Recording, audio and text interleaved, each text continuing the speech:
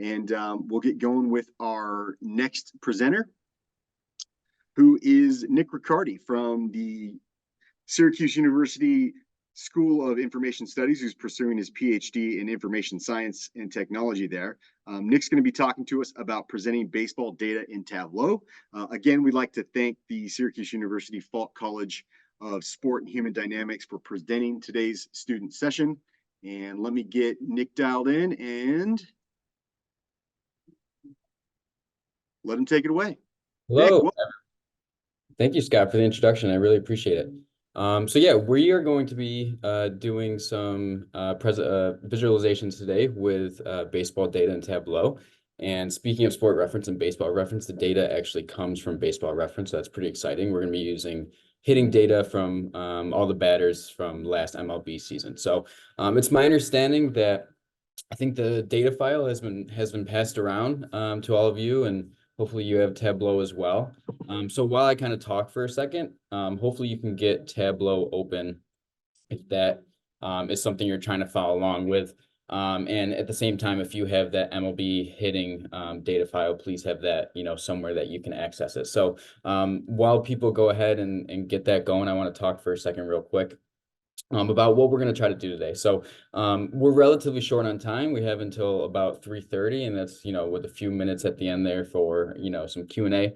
So I'm going to do my best to explain Tableau as a program, explain different concepts of creating visualizations, and walk through things quickly, but not too quickly. So another thing I want to say as it relates to that, if you're someone who's trying to follow along here, and it seems like I might just be going too fast and you can't follow along too well, maybe just sit back, relax, and watch and try to consume it that way. As far as as I'm concerned, this is being recorded, so it can be passed out to you later on, and you can go back and do things that way. But at this point, I'm going to go forward and get going into these things. So this is when you open Tableau. Hopefully, this is what you see. There is a chance that if you have Tableau and it's the first time opening, there might be a pop-up about a trial or something along those lines. I'm not going to go into how to get through there, but hopefully you can navigate around that. So the first thing we need to do when we open up Tableau is bring our data in. So on the left-hand side over here, we have all these options where we see connect. You can connect to, we're going to use this Microsoft Excel, but you can connect to Microsoft SQL Server and all these different things to bring in whatever data you want. So I'm just going to go over and click on this where we see to a file, Microsoft Excel. This is going to bring me open. I have it nice and easy where I have this file, but just go ahead and if you have this file somewhere downloaded on your computer, if you did download it from an email or something like that, I'm not exactly sure how it was passed around. Maybe it's in your downloads, wherever it is, go ahead and try to find that. You can just highlight it by clicking on it, click open, and it will go ahead and bring you to basically our data source tab here down on the left, right? So there's a lot that you can do in the data source tab. We're not really going to talk about any of that just because it's outside the scope of what goes on here. But in a short sense, you can join data together and, different data sets together and stuff like that. But to describe the data real quick, what we see here basically on the bottom of the screen is basically the first few rows of the data set that we're working with, right? So once again, I joined the sports reference talk a little late there, so I'm not sure what was necessarily shown, but you might have already seen this data today, which would be nice if you were a little bit familiar. But we can see here basically what our data represents is each individual row is a given hitter in the 2023 season, right? So we have their name, we have their age, and then we basically just have a bunch of player stats, and we're going to go ahead and create a few different visualizations with those stats that we can. So from here, if you have your data up, we can move on to our next part of this. And basically that is to go down where you should see somewhere that says go to worksheet, sheet 1 here in orange in the bottom left corner. If you go ahead and click on sheet 1 in the bottom left corner, it will bring us basically to our plot space and where we can go ahead and create some visualizations. So there's a lot going on here, and I want to explain things before I start moving things around. And the first thing is very obvious here. We have this very big open white space here. And this is basically, our plot space. This is where our visualizations, where our data is going to go ahead and show up. Pretty straightforward. On the left-hand side, we have a couple different tabs. We first have our data tab, and this is basically just going to show us all the variables that we have in our data set. These variables that are split up here that have, this blue ABC next to the name of the variable name. Basically, those are our categorical variables. A lot of times when we see categorical variables, we're talking about data that has text, right? So, you can stay on the screen if you're on it, but just to kind of show you what these are, we have LG, that's for league, that's either the NL or the AL. We have name, that's a player's name, a position summary. The position stuff on Baseball Reference is a little bit interesting, so we're going to avoid that today. But and then we also have TM, which is team, which is another variable that we'll go ahead and use. And then below all of our ABCs, or our categorical variables, we have our numerical variables, or at least the way that Tableau goes ahead and reads them as. So these are kind of denoted by a green hashtag. That's kind of just showing that these are numerical variables. So these are, they're all abbreviations, and I'll kind of describe them, but you're probably familiar. 2B is doubles. Something like AB is at bats, BA, batting average, all these different things that we'll go ahead and get to work with. Next to the data tab is the analytics tab. We will use this a tiny little bit today. This is basically for us to go ahead and bring trend lines and different, analytical type of things into our visualizations where we can see them fit. Above our plot space, we have our columns and rows. Our columns basically go ahead and get to be our x-axis, and our rows are our y-axis. So our first example we're going to do today is a scatter plot, and that'll be helpful for us to go ahead and navigate, what variables we want on each axis. And then kind of where the magic happens in Tableau, and where you can get really, intricate and creative with your ideas, is this marks box. So the marks box allows us to basically take variables and make them almost features of our graph that aren't necessarily plotted on each axis, right? So we can throw in variables into color that will take the data points and color them by a certain variable. We can do the same thing with size. Our text allows us to go ahead and label our data points. So we'll do a few fun things with marks. We also have this drop down here that allows you to change, the data points and the graph style there. And the last thing I'll probably point out for now is our filters box, which basically goes ahead and allows you to, take a variable, throw it in there, and filter on a certain variable. So one thing we'll do, if we have the time, is filter by team, and I'll do an example of just data from one team out of the entire database or data set there. But that's basically, for the most part, what I wanted to go ahead and explain prior to starting to making graphs, right? So the first graph I wanted to show us today is a scatter plot. So for those of you who are really new to analytics and data science and all these type of things, a scatter plot basically is when you want to go ahead and show two numerical variables and how they're related to each other, right? So generally we think about it as our x variable, or our x-axis. Our horizontal axis is what we'll go ahead and be, predicative, whatever you want to call it, of our y-axis, our vertical.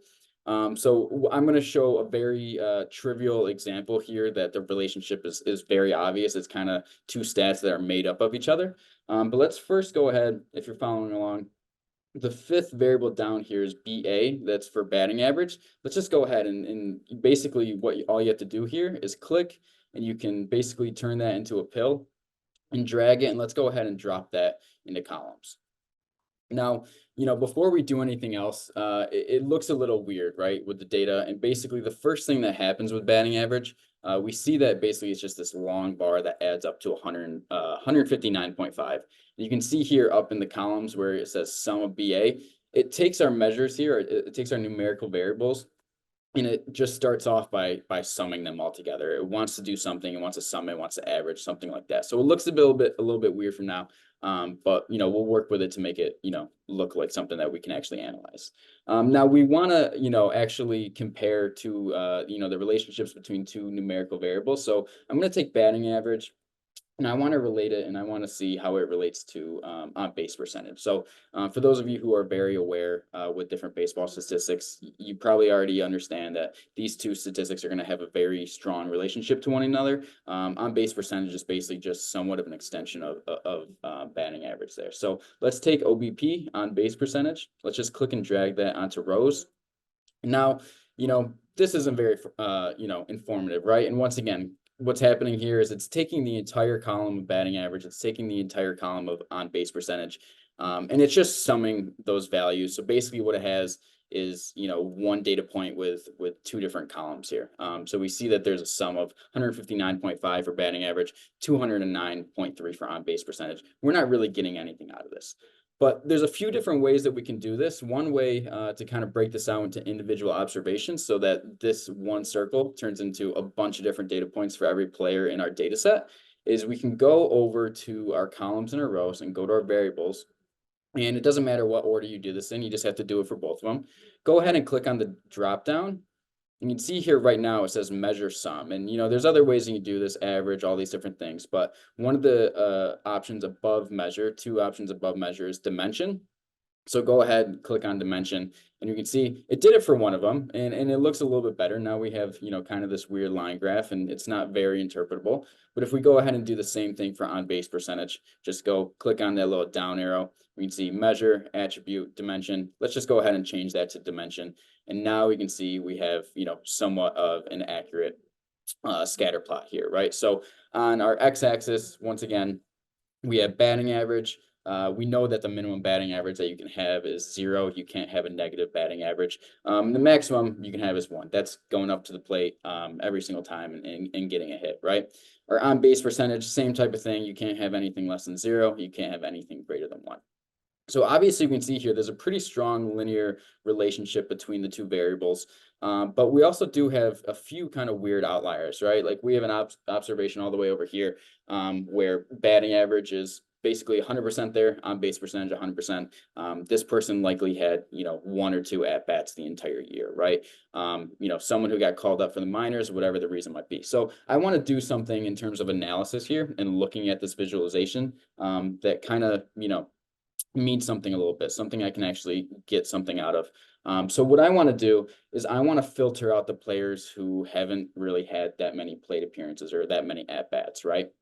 So if you go over to the left-hand side here in our numerical variables, the third one down is AB. That stands for at-bats. I'm just going to go ahead and click on AB and drag that into the filters. And once I do that, we get this filter field that comes up. And for the most part, we can, for this example, we can just go ahead and click on all values.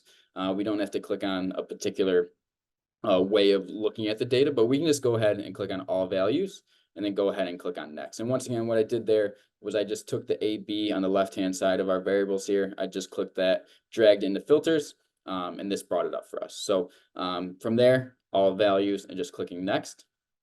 And the default here for how to filter is based on a range of values. So what this is showing us is these two boxes here with numbers in them. One is the first one is a 0, the second one's a 670. These are the minimum maximum for at-bats in our data set. So basically the player with the most at-bats in our data set had 670 at-bats last season, and the minimum player, went ahead and had 0. So what I want to do is I want to filter this so that we have players that had at least a significant amount of at-bats throughout the season. So I'm going to go ahead and change that 0 to a 200. So now it's all players in our data set who had at least 200 at-bats. And from there, all you have to do is go ahead and click OK. So once again, I just change this 0 to 200. You can change it to something else if you want to. It doesn't really matter. And I'm just going to click OK. And now we see, a set of data that is a little bit more respectable. I can hover over a data point. It'll tell me, what data I have specified so far. So right now I only have the columns of batting average and on base percentage. And I can hover over this one point. Looks like out of the players who had at least 200 at bats, the highest batting average, we notice that because it's the furthest most right point on our x-axis, had a batting average of, a little over 350. Pretty good there. So, we might want to know who that player is, and that's where we get to go and get to be able to use our marks box and, start to get a little bit more creative with what we do with our visualization. So one thing that we can do is go ahead and, in the top left here, we have our categorical variables. We can take the categorical variable name, which is just a player's name. We can click that and drag it onto label. And once again, what I did there, I'm going to take it away just to do it one more time. I just clicked on name here and I dragged that and I dropped it into this label box that's within our marks box. And now what we can do is Tableau optimizes how many points that it can go ahead and label. We can see a lot of these points in the middle, aren't labeled, but if you hover over them, you can see that this one point that's pretty much in the middle of the graph is Matt Chapman there. It'll give you your name, but now we can see, some of the highest performing players in the league up here in terms of Ronald Acuna Jr., Shohei Ohtani, Aaron Judge, different players like that. We have some labels here for the most part. All right, so that's one way we can use the marks box. But one thing that kind of is a real plus to Tableau and makes it really easy to do, this is a scatter plot. And once again, we're comparing two different numerical variables, but what if we want to go ahead and increase the amount of numerical variables that we want to use, right? So one thing we can do is we can change the size of all these data points based on another variable.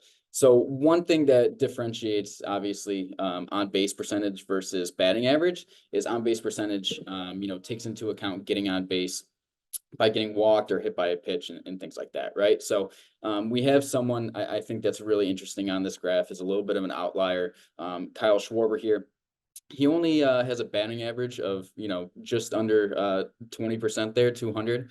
But his on base percentage is actually, pretty close to probably around the average across our entire data set, despite being basically bottom 10 in batting average, right? So one way we can look at this is the column BB here stands for walks. We can go ahead and take walks and drop that into the size box.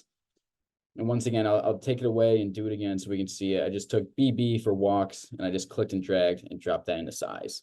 And now what happens is each of these data points are built on this scale for walks, right? So we see the minimum out of all these players. The minimum was 6 walks and the maximum was 132.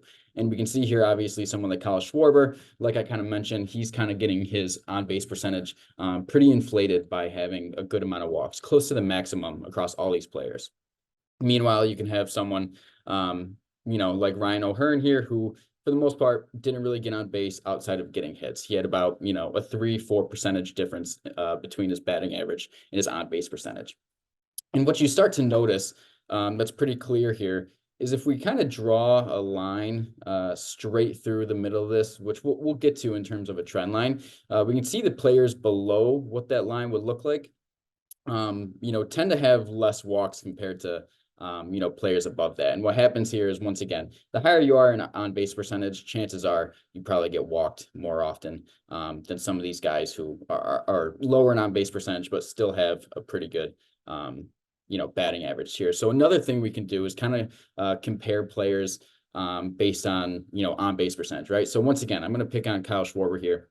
He has almost half of his on-base percentage coming from, not his batting average or so. Compare that to someone like John Birdie, who basically has the same exact on-base percentage for the most part, but, his batting average is 10 points higher. So we can see that difference not only by hovering over these points, but the size really goes ahead and helps us, distinguish these kind of things.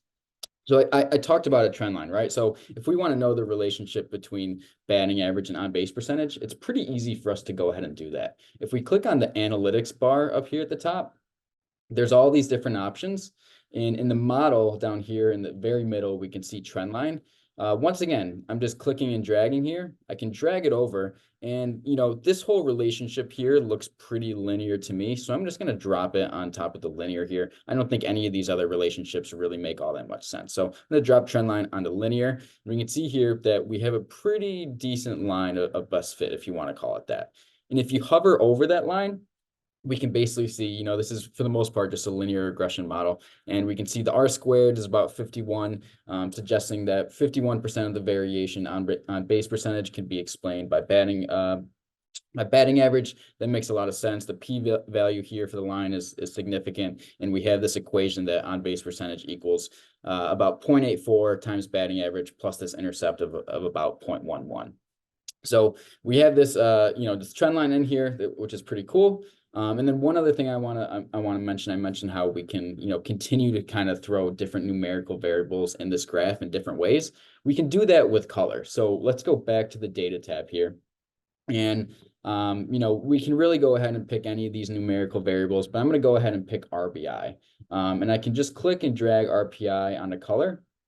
And you can see here now that all these data points are colored based on RBI, and we get the legend over here that looks like the minimum. The lightest blue was a 14 in terms of the amount of RBIs across this data set, and then the maximum was 139. Not exactly sure who it is. It looks like it's Matt Olson here, and I was very easily able to identify him as being the max because his data point definitely looked the darkest out of everyone, right? Now, Tableau's default for doing color when it's a continuous scale like this, or a numerical scale, is this light blue to dark blue. I don't really love it. So one thing that we can do is if you go over to the legend here for the color for RBI and click the down arrow, the first thing that comes up is edit colors. I'm going to click on that. And basically, we can customize this. We can pick one of the palettes that's already there, but I'm going to down arrow on automatic here. And basically, there's all these different options that we can choose from. I like the red to green diverging because to me, logically, what happens in my head is, red is bad, green is good. So I can click on red, green diverging instead and click OK here or apply. Doesn't really matter. Each one will do the job.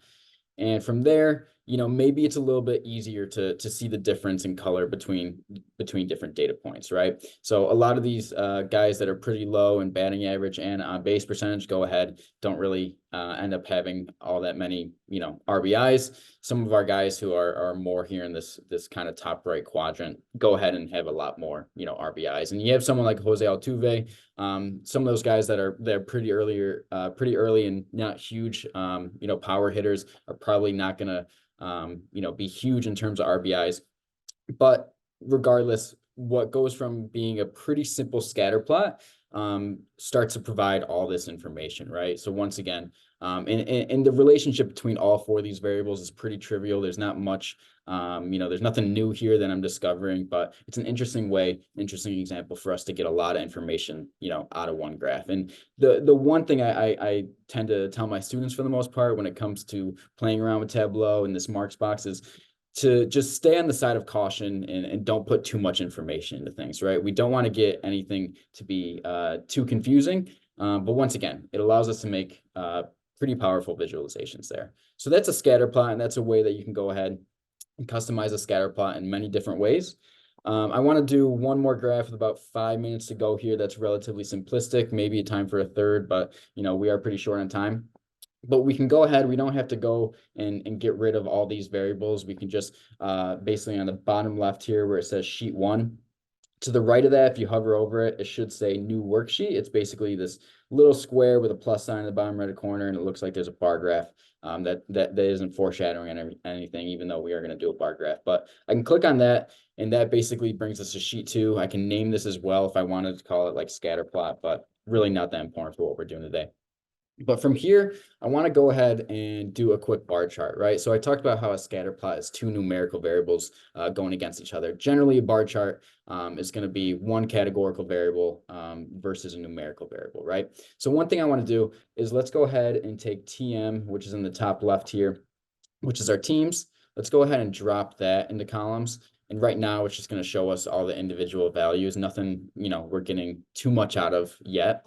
But let's go ahead and look at, teams versus how many home runs they hit last year and kind of compare teams and eventually compare leagues here, right? So very straightforward here. We don't have to do anything to the variable like we did last time when we were doing a scatter plot, because what we do want is we want the sum of home runs across all the players, if we group them by team, basically. So HR here in our numerical variables is our home runs. Pretty straightforward there. I can just click and drag that into rows. And now you get this plot. Very straightforward here that shows us on the x-axis each individual team name, and then the y-axis we have our home runs. And we can see here there's one decent outlier in terms of Atlanta. They kind of just stormed the league last year with how many home runs they hit. It can be somewhat hard to compare teams with the way this is laid out right now. We can see that it's sorted by alphabetical order by team on the x-axis, but we can sort this in a different way. So if you follow my cursor, I'm over in columns and team right here at the top.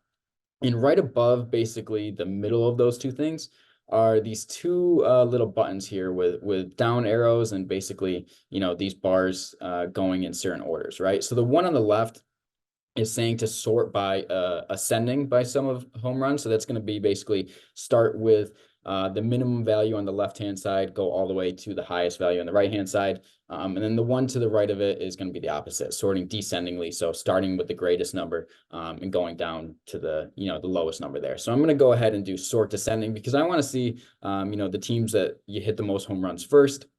If I go ahead and click on that button, it'll go ahead and sort everything, from greatest to least here. We can see that once again, if I hover over, we see Atlanta hit 307 home runs. After them, big drop off down to second there was the Dodgers with 249. All the way at the bottom was Cleveland, which, was almost only just a third of the amount that the Braves hit, right? So pretty stark difference there.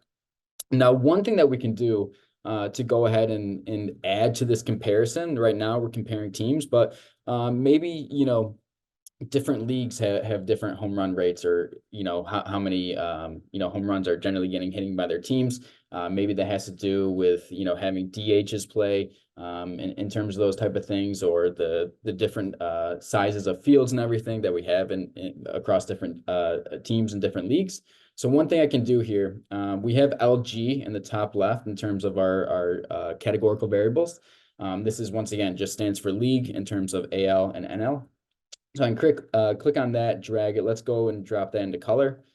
And now basically we have this legend up here showing us that all the blue bars are teams in the American League. All the orange bars here are all of our teams in the National League, right? So we can see here that, in terms of the top 2 teams, they're coming from the NL, but a lot of those next teams in the top 10 or so, our other AL teams. And we can see that, 3 of the bottom 4 teams in the league last year in terms of home runs were from the NL as well. So there's kind of, if I had to run the numbers, the AL probably has a smaller standard deviation across their teams in terms of home runs compared to the NL.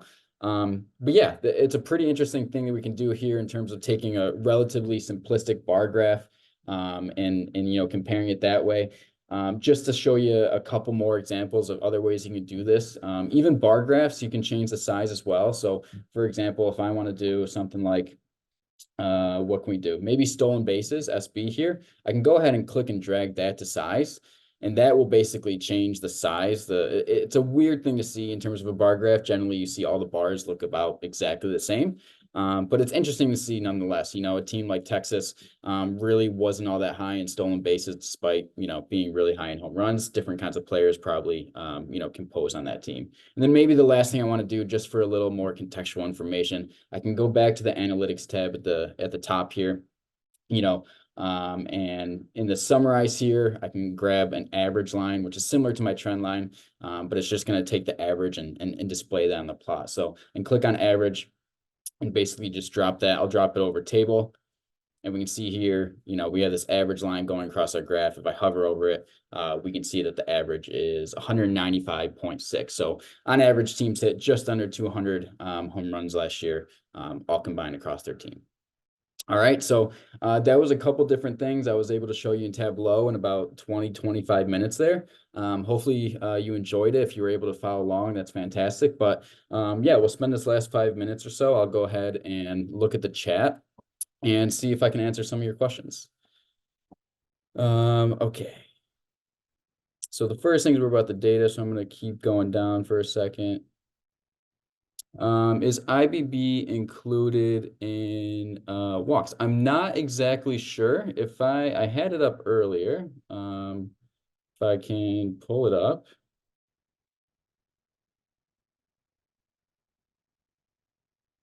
You can check the glossary on baseball reference here and see our formulas. But for example, batting average BA was just hits divided to at-bats, and there's a difference between at-bats and plate appearances. And then our OBP here is our walks and our hit by pitches. I'm not sure if there's anything that distinguishes those things. So yeah, I'm not an expert exactly on the stats, unfortunately, but let me get my Tableau back open real quick. Can you remove the names from showing on the plot, but keep keep them in the description box when you put your mouse over the data point? That's a really good point. I'm not exactly sure. I can see if there's a way to do that.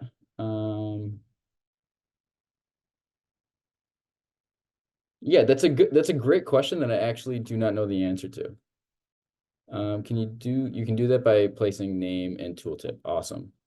All right, what else can I do? Is Tableau free to download or only for a limited time? So Tableau can be a little bit tricky to go ahead and download. Looks like some other people have answered this. One thing that I've come across when I've taught this in the classes I've taught is basically you can get a 1-year student license for free for Tableau Desktop. Sometimes it can be a little bit tricky to get them to actually email you the registration link. I'm on a computer at school right now because actually in preparation of this, I wasn't actually able to get my license renewed. It can be a little bit tricky. But yeah, for students, I think at the high school level, obviously it works at the college level, but I'm assuming at the high school level as well, you should be able to get 1-year licenses to download for free. Otherwise, I think all Tableau platforms you can download for free and get a 14-day trial. Um, can you split the home run averages by league? That's a fantastic question, Jared. And you know what? You can. So you can't, at least from what I was looking up earlier, you can't do it really by using the average line. But one thing you can do is basically create calculated fields. So let's say I wanted to do something if you right click really anywhere on any of these, you can go down and say create in calculated field. Let's say I wanted to create a column that was doubles and triples, right? I can do 2B here is doubles and 3B is our triples. I could do something like that. And basically for all the players, I have this new column that is, all doubles and triples together. So there's a way to do that where basically, I'm not going to go into the details of that, but I can do an average, by league and look at it that way. But in terms of using just the average line here, not something I'm aware of that you're able to do. All right. We're able to make 3D plots by just adding another variable to the columns. In terms of making it 3D, I'm not exactly sure. So there are other cool things that you can do though, is you can map data on top of, like a globe in terms of, for example, if you had something like college baseball data, college baseball players, and you want to see, where in the country do college baseball players generally come from, and you can get, these tall bar charts based on, different counties or states or something like that. That's something you can do. But in terms of doing something that is, 100% 3D, I'm not exactly sure there. And I think that is it. If anyone doesn't have any other questions, we're just about at 3:30 anyway. But yeah, I'm very appreciative for everyone being here to be able to watch this presentation that, very fun for me to give. Hopefully you learned something and yeah, good luck with everything going forward. Nick, great job. We really appreciate that.